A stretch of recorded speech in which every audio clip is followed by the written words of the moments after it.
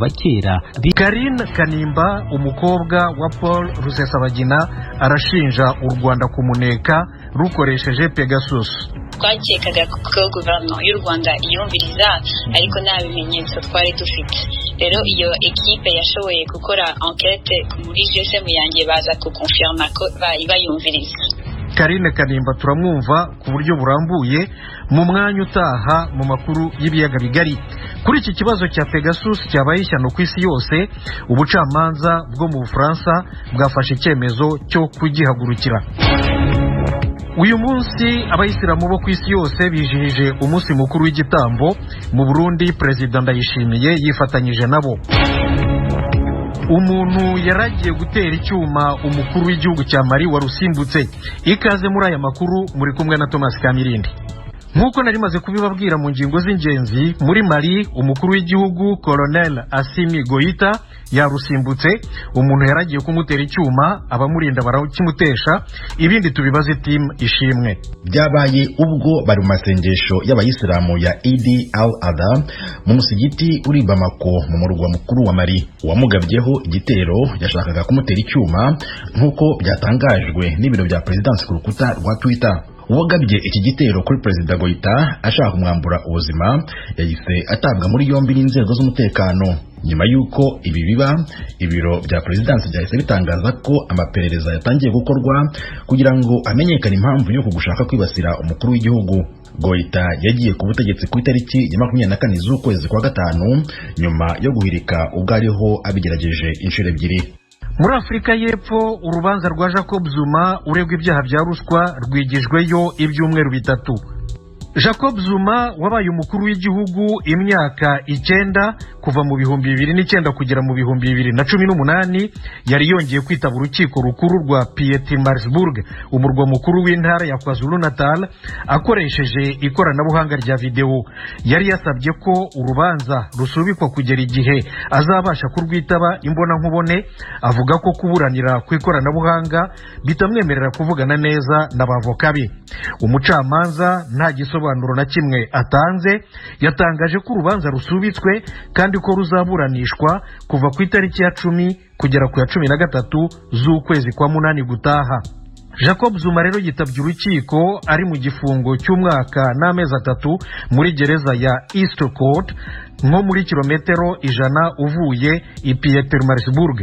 Yakatiwe kubera icyaha cyo gusuzugura urukiko no kwanga kurwitaba. Ifungwa rye ryateje imvururu zahitanye abantu 215. Urubanza ku byaha bya ruswa rwasubitswe uyu munsi rutandukanye n'igihano arimo. Rwari rwarasubitswe n'ubundi bwa mbere mu kwezi kwa gatanu gushize kubera ko Zuma yiyamye umushinjacyaha mukuru amusaba kwikura mu rubanza avuga ko abogamye. Mbere yo kuburanisha urubanza mu kwezi kwa munani, uru rukiko rero ruzabanza nabyo kubifataho umwanzuro. Muri Leta Zunze Ubumwe za Amerika urukiko rwo ku rwego rw'igihugu rwakatiye igihano cyo gufungwa umuntu wa mbere na mbere mu baregwa igitero ku ngoro y'inteko ishinga amategeko Congress.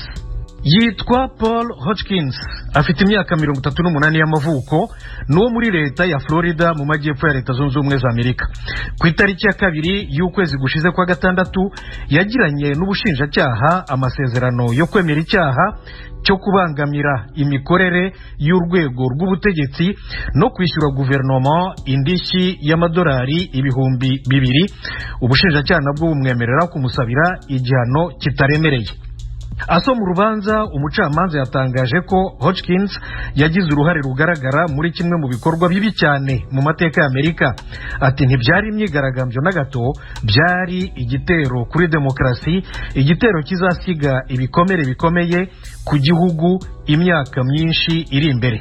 Ariko avuga ko Hotchkiss akwiye igihano gito kucyo ubushinjacyaha bwari bwamusabiye cyo gufungwa umwaka umwe n'igice. We yamukatiye gufungwa amezi 8. Imbere y'umucamanza Paul Hotchkiss yicujije icyaha, avuga ko gikojera isoni maze asaba imbabazi. Abaye uwa mbere ukatiwe igihano cyo gufungwa kubera uruhare yagize mu gitero cyo kuri Capitol ku itariki ya 6 y'ukwezi kwa mbere gushize igitero cyaguyemo abantu 5. Abandi bantu barenga 500 nabo bategereje kuburana. Muracyumva radiyo ijwi ry'Amerika ivugira Washington DC mu Kirundi n'Ikinyarwanda. Mudusange no kuri YouTube na Facebook VOA radio yacu, mukurikirane aya makuru. Amakuru y'ibiyaga bigari. Leta y'u Rwanda yemeza yivuye inyuma ko idafite akamashu ka Pegasus kaneka telefone ngendanwa z'abatavuga rumwe nayo, abanyamategeko n'abanyamakuru.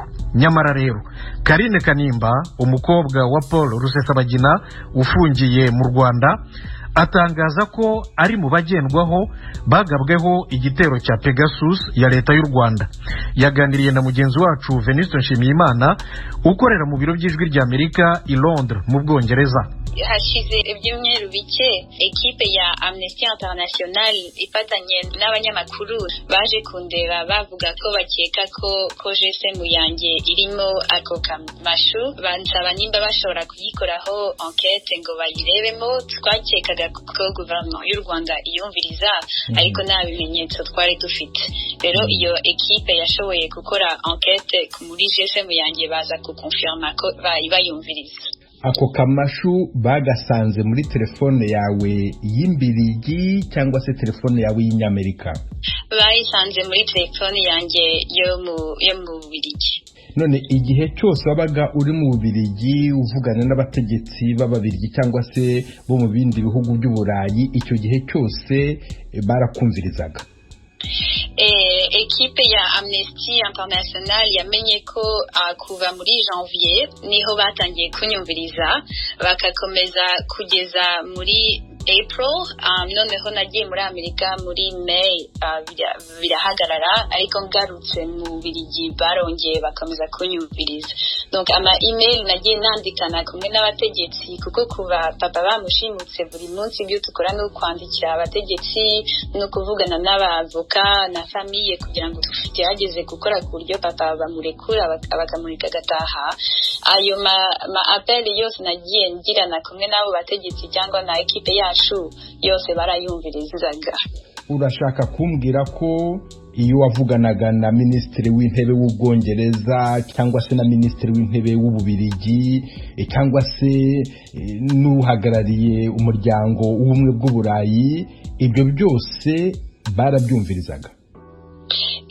Bari bafiteho capability yo kuyumviriza, kandi iyo ekipe ya confirmye ko bakurikiraga ibintu byose nakoraga. Umuvugizi wa NSO Ariela Benabraham yabwiye ikinyamakuru The Washington Post ko telefone z'ibihugu byo hanze zidashobora kuvogerwa n'ako kamashu. Telefone yawe y'imbirigi iyo yabaga iri muri Amerika yashoboraga kuvogerwa n'ako kamashu? Ndi muri Amerika byarabananiye kuyumviriza.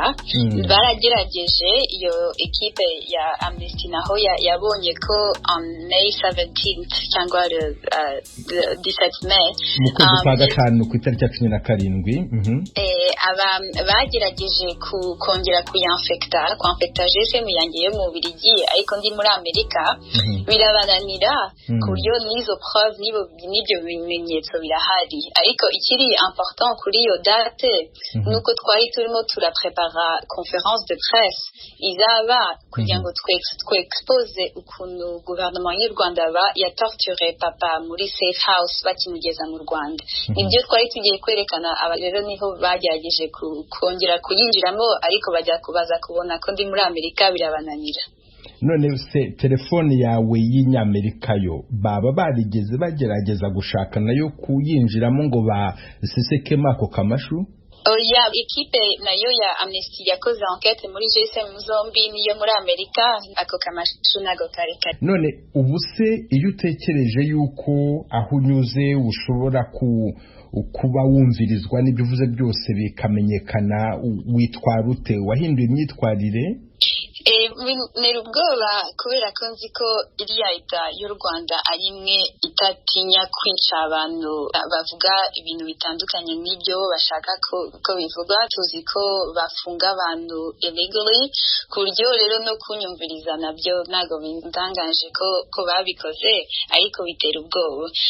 On the other hand, ntago bitudekuraja. Biriya byo tukora buri munsi kugira ngo abantu bamenye uwo ari we, kugira ngo abantu bashobore kumufasha kumuvana muri prison yo mu Rwanda, tuzabikomeza. Kandi tuzi ko nabyo ni intimidation tool kuriya batwumviriza, no kugira ngo no kugerageza kuducecesha ngo situkomeze ibyo turimo.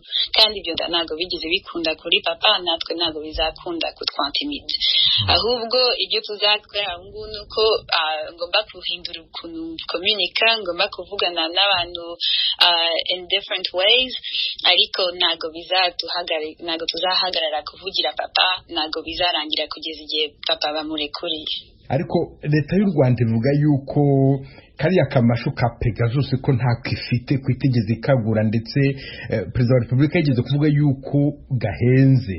Abo bavuga yuko leta y'u Rwanda igafite, bavuga ko bakoze ubushakashatsi ko kamashu bakagasanga mu matelefone yanyu, babahaye ibimenyetso simusiga bigaragaza koko uko leta y'u Rwanda ibikora kandi kwifitiye ubushobozi. Hamaze gusohoka kuva 2019 ko abantu bavuga ko abanyamakuru n'aba-enquêteur spécialiste bavuga ko u Rwanda uri soupçonné kuba bakoresha iyo software. Ariko ngewe ikitangaje nuko ngewe nta problème mfite na gouvernement d'Umunyamerika no mu Bubiligi, nta problème mfite n'abandi n'izindi gouvernement zo kwisi. Iyo ifite problème kumwe nanjye ni gouvernement y'u Rwanda gusa, kandi abashobora kugura ikamashu ni amagouvernement gusa, kandi abagouvernement bonyine bakomeje kutugirira nabi kuva kera ni gouvernement y'u Rwanda. Donc nibo bonyine bashobora kuba banyumviriza, kandi kuba banyumviriza izo tufite preuve yabyo, nibo bonyine rero bashobora kunyumviriza. Karine Kanimba, ndagushimiye cyane ku bw'aka kanya uhaye Ijwi ry'Amerika. Murakoze cyane Venuste. Mu bihugu Pegasus yateye harimo n'Ubufaransa, abashinjacyaha b'i Paris bafunguye anketi ku gihugu cya Maroc bakekaho gukoresha aka kamashu mu bikorwa byo kuneka abanyamakuru benshi b'Abafaransa. Tim Ishimwe aratubwira iyi nkuru.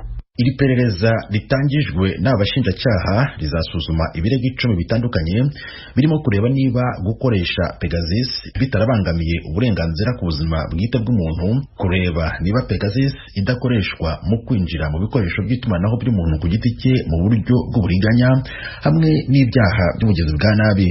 Ejo kuwa mbere urubuga rw'ikinyamakuru cy'Abafaransa gikorera kuri murandasi Mediapart cyatanze ikirego kuri ibi byaha byo kunekwa n'igihugu cya Maroc, ariko kugeza ubu Maroc yo irabihakana, ikavuga ko itigeze igira porogaramu ya mudasobwa yatuma yinjira mu bikoresho by'itumanaho by'ibindi bigo. Ikindi kinyamakuru cyo mu Bufaransa gisohoka buri cyumweru, Le Canard Enchaîné, nacyo cyamaze gutangaza ko kigiye gutanga ikirego.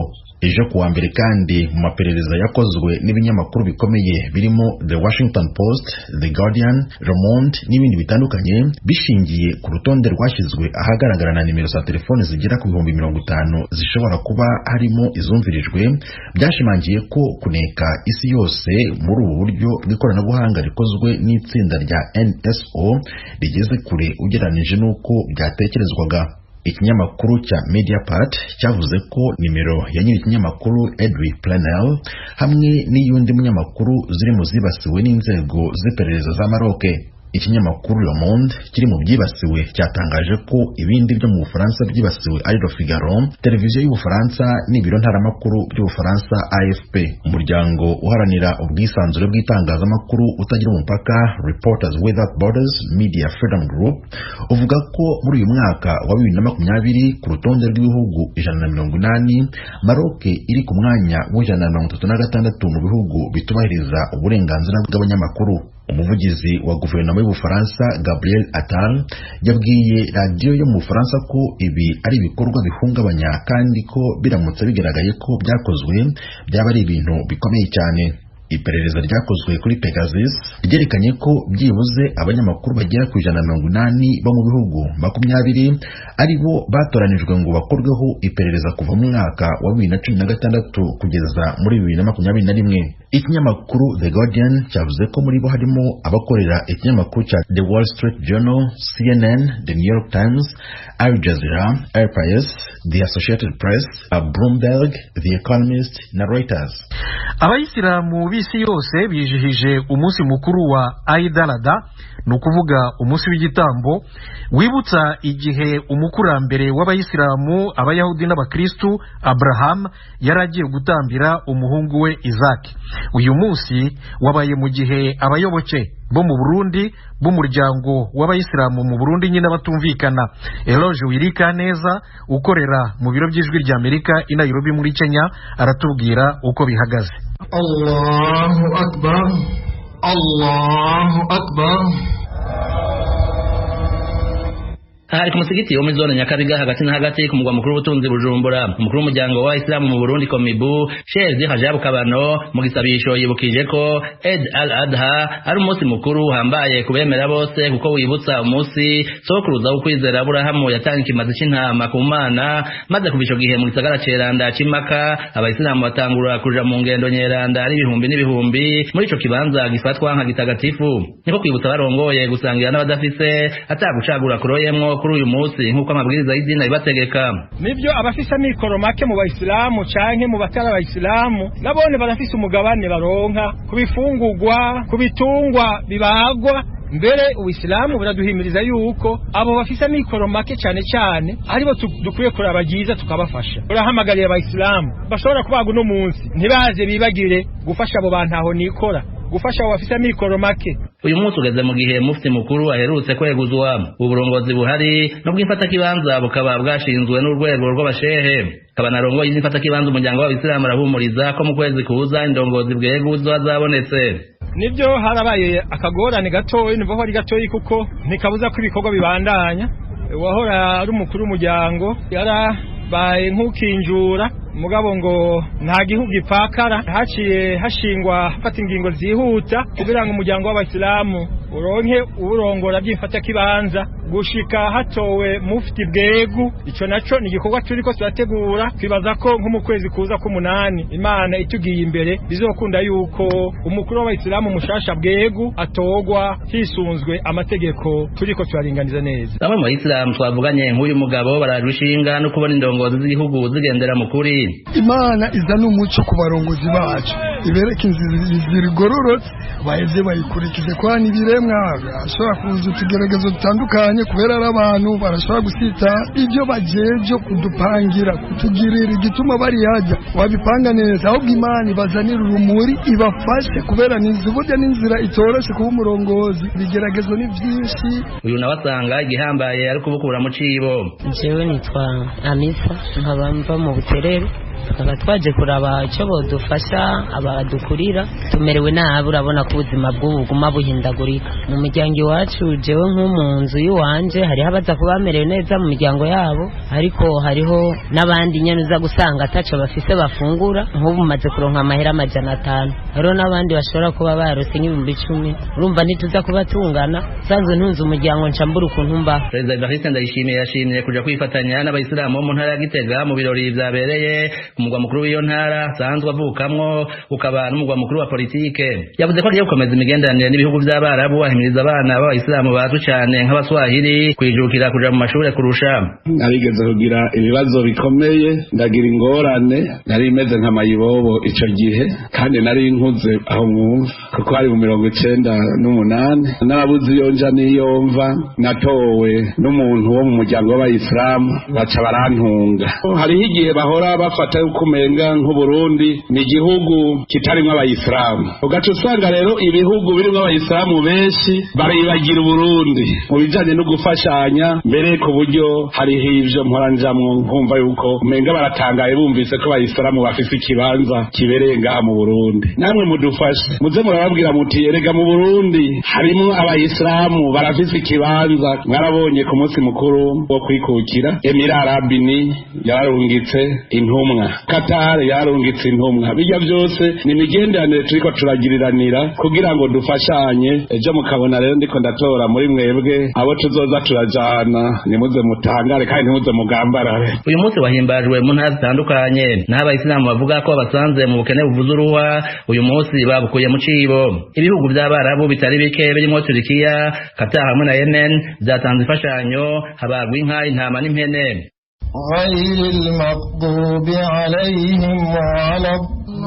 Ibitigiri bitangwa n'inzego zijejwe amadini hamwe n'ubushakashatsi bw'abanditsi byerekana ko mu Burundi abayisilamu bari hagati y'ibice 5 n'ibice 10%. Eroje uri kaneza, Ijwi rya Amerika. Tukiri mu Burundi, muri komine Rugombo, intara ya Cibitoke, umugabo w'imyaka 50 yaraye yishwe, abaye umuntu wa 16 wishwe muri iyi ntara mu gihe cy'amezi 3. Benshi muri bo bicwa baregwa amarozi. Ni inkuru ya Desire Hatungimana ukorera i Kigali mu Rwanda. Igihe cy'isayindwi z'ijoro niyo nkuru mbi yamenyekana ko Amiel Bikorimana yagandaguwe, yiciwe kw'ibarabara rya 3 muri Rugeregere aho nyene muri komine Rugombo. Ariko bukigoroba bene umuntu bari bagize amakenga kuko babona data kandi telefone yiwe itari kwirakora. Umukenyezi wiwe yamenyesheje ko kiretse ko hari abantu bari bamaze iminsi bamwagiriza ko ari umurozi kandi ari ubeshi ngo yarabanye neza n'abandi bantu. Amenyesha ko aragahinda mu muryango. Hageze nko mu masambiri niyo twatangiye guca ku matelefoni, tuciye ku matelefoni ngo ziruga baza ngo zirajimije, basi tutse ku maturindi. Hageze mu masandwi rero ntiho badutelefona ngo bamwishe, ngo bamushinga kujya 3 kwibarabara rije mu Rugombo. Iki cyose byo umutekano ko dukurikiranira tukamenya abantu baraye bamwishe, gusa cyatumya ntabwo dushaka. Ababanyi babikora Imana baremeza ko uwo mutama atakibazo yarafitaniye n'ababanyi, bagatangazwa nuko abantu basigaye bicwa bikabakamizwe n'ingoma. Basaba bijejwe ko bukora amatohoza izo nkozi z'ikibi zica abantu zitwaje uburozi zigafatwa.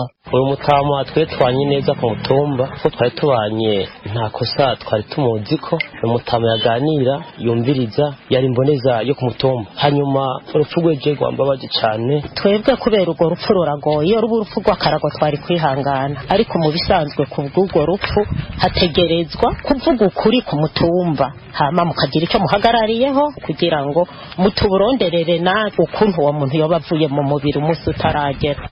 Twe twahora tubana ku mutumba wa Ruvumera kandi tubanye imyaka atari mike.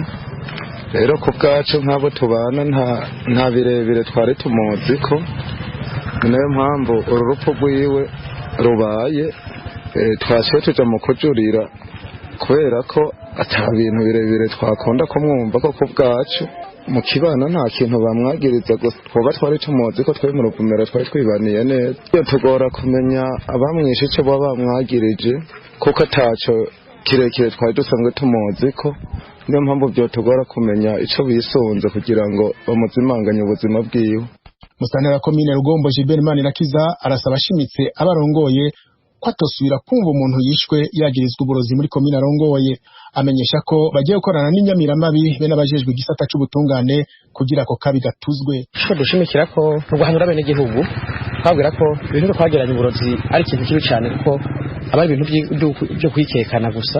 Rero umuntu ashaka kuvuga ngo uburozi unaka kabafashe kuri burozi kuko ntabwo bamufatanye, ariko nibaza ko iyo hapfuye umuntu cyo dukora kuma hafa bene gihugu turabahanura kugira ngo ibintu byo gutorana uburozi babireke kuko ari ibintu usanga birasambura ikibana. Icyo dusaba ubutungane gukora amatohoza bagakurikirana kugira ngo tumenye ishobora kuba cishiye umuntu. Muri abantu 16 bishwe muri yo ntara ya Cibitoke, 7 bava muri komine Mugina, Rugombo na Bukinanyana ni 3 Uganda, Mugwi na Mabayi n'umwe.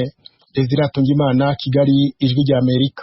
Ijwi rya Amerika. Noneho tujye muri Uganda. Abashakashatsi barimo barifashisha ibimera gakondo kugira ngo bakore imiti ya COVID. Muribuka ko ikigo cya leta gishinzwe imiti National Drug Authority NDA cyahaye umugisha umuti wa mbere wakozwe n'umwarimu wo muri kaminuza ya Mbarara. None n'abandi bashakashatsi ariko bo muri kaminuza ya Gulu mu majyaruguru y'igihugu nabo bakoze undi muti ubu barimo bagerageza. Umunyamakuru w'Ijwi rya Amerika i Kampala muri Uganda, Ignatius Bahizi araduha inkuru irambuye. Ikigo cya leta gishinzwe imiti mu gihugu National Drug Authority NDA kivuga ko hari imiti y'amoko 3 imaze gukorwa n'abahanga mu bigo by'ubumenyi bitandukanye mu rwego rwo gushaka igisubizo cy'icyorezo cya COVID-19 gihangayikishije isi yose.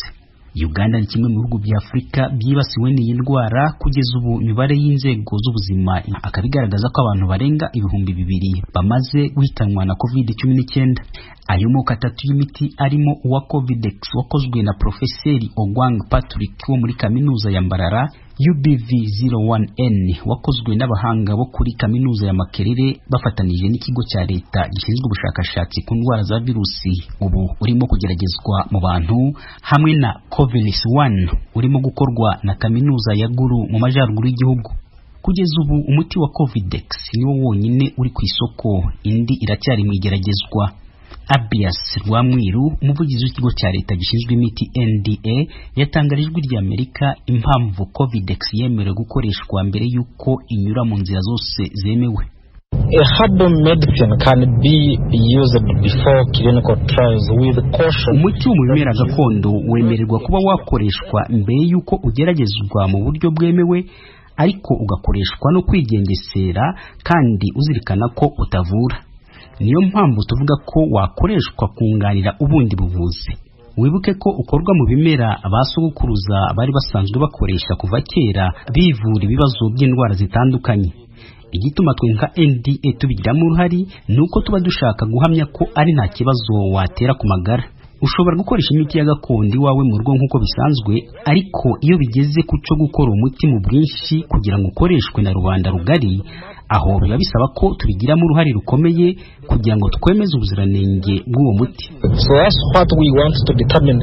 NDA ivuga ko Uganda iri mu bihugu bya mbere byifashisha ibimera gakondo mu gutunganya imiti ifasha abanduye COVID-19. Ishami ry'umuryango w'abibumbye ryita ku magara y'abantu OMS ryo rivuga ko hari ibindi bihugu byo muri Afurika byatangiye ubushakashatsi nk'ubwa Uganda. Muganga Solome Okwale akorana n'uwo muryango hano muri Uganda. We know that 9 countries are looking into this: Benin, Botswana, Cameroon, Congo, Gabon, Ghana, Kenya, Nigeria and South Africa. And in phase 2, ibakabikiye mu gice cya mbere, Uganda yageze mu gice cya kabiri cy'ubu bushakashatsi. OMS yisunze gufasha Uganda mu bushakashatsi kuri iyo miti yo mu bimera bya gakondo ishobora kuvura COVID-19. Ni igihugu kimaze gutera intambwe nziza mu gushiraho uburyo bukwiye bwo gusuzuma imiti ya gakondo no kuyishyira ku isoko, kandi OMS ifatanyije n'ikigo cya Afurika gishinzwe kurwanya no gukumira indwara twashizeho uburyo n'amahame byo kuyobora ibihugu mu gukora imiti yo kuvura COVID-19. Mu bihe bishize Perezida Museveni yagiye anenga abanyafurika bafite ubumenyi bwo gukora ibintu bitandukanye birimo n'imiti, ariko bakazinga amaboko bagategereza abanyamahanga kubakorera ibyo bakeneye byose. Ati iyo ni imyumvire y'ubucakara. Muri Afurika niho ubushakashatsi ku miti yo mu bimera bya gakondo bugomba gukorerwa kuruta ahandi hose, kuko aka gace k'isi duherereyemo gakikijwe na buri kimera cyose wakenera gukora imiti. Ubu buvuzi bw'imiti ya gakondo bwatunze basogokuru bugomba kongerwa agaciro biciye mu bumenyi kugira ngo tububungabunge. So that we improve on them and preserve their use. Museveni wahagurishije ibyo guteza imbere ubumenyi mu guhanga yizeza inkunga y'amafaranga atubutse leta igiye gushora mu bintu byo guhanga imiti. Mu cyumweru gishize yatangije uruganda rugiye gutangira gukora imiti ivura indwara zitandukanye hamwe n'urukingo rwa COVID-19. Umuvugizi wa NDA Abias Rwamwiru avuga ko 70% ry'imiti ikoreshwa mu gihugu ituruka hanze. I think Uganda is taking a right path with all our scientists and researchers. Ati ndibaza ko Uganda irimo kuyoboka inzira nziza ikoresheje abahanga bayo yo kuvumbura no guhanga imiti itandukanye, akaba bishobora kuzadufasha mu kugabanya imiti tugura hanze. Ubu 70% y'imiti dukoresha mu gihugu ituruka hanze. Bivuze ko ubushakashatsi ku miti itandukanye ari bwiza ku gihugu, kandi biduhesha ishema kubona abahanga bacu ari bo bafashe ya mbere mu karere kose mu gushakira igisubizo icyorezo cya virusi duhanganye na this current viral infection. Minisiteri y'ubuzima igaragaza ko imibare y'abandura COVID-19 n'abihitana mu gihugu